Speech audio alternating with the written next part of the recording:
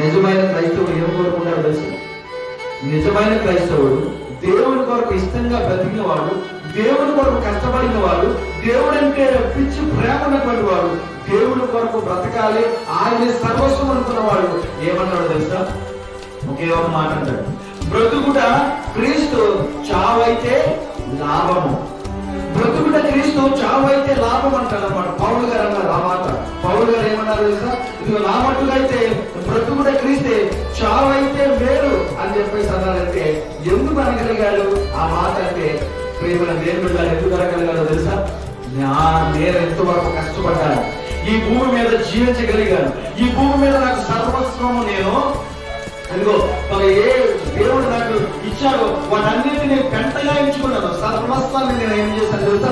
పెంటగా ఎంచుకున్న నాకు ఇదిగో ఈ లోకంలో నాకు ఏమి వద్దు, ఆయన చిత్తానుసారంగా నేను బ్రతికి ఆయన సువార్తను నేను ప్రకటించి ఇదిగో నేను ఆయన మరి నాకు ఇచ్చిన ఈ పరుగు పందెములో నేను మరి దురవృత్తుకు నేను పరిగెత్తాను కనుక ఆ జీవ కిరీటం నా కొరకు సిద్ధపాటు చేయబడి ఉన్నది.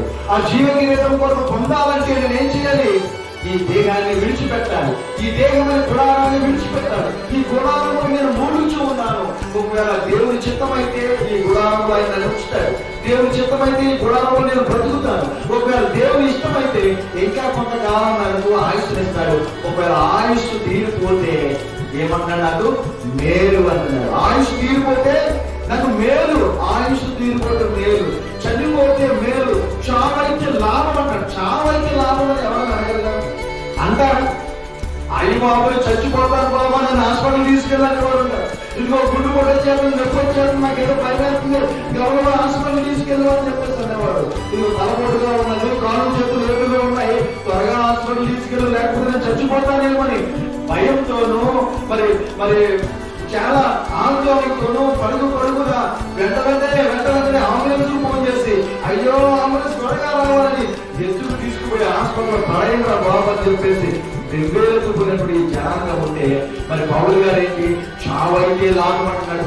నేను చచ్చిపోతున్నాను, నాకు అంబులెన్స్ వద్దంటున్నాడు. నేను చచ్చిపోతాను, నాకు డాక్టర్ వద్దంటున్నాడు. నేను చచ్చిపోతాను, నాకు ఎవ్వరు వద్దయ్యా. ఎందుకంటే నేను చచ్చిపోతే నా కొరకు ఏమి దాచుకొని ఉన్నది?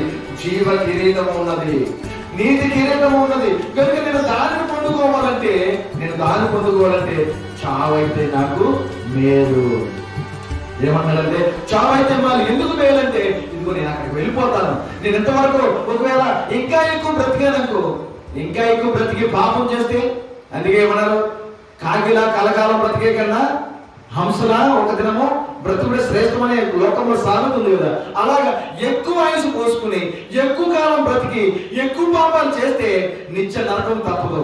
గనుక కొద్ది కాలము బ్రతికి ఆయన కొరకు కష్టపడి ఆ ఇచ్చినటువంటి పనిని మనం సంపూర్తిగా నెరవేరిస్తే ఒక్క దినాన్న మనం పరిశుద్ధంగా బ్రతికితే సరిపోతుంది. ఆ దినము చివరిలో చచ్చిపోయామంటే నీతి కిరీటము లేకపోతే పరలోక రాజ్యం మనకి ఇస్తారు. ప్రియమైన దేవుని బిడ్డలారా, అందువరకే స్టెఫన్ గారు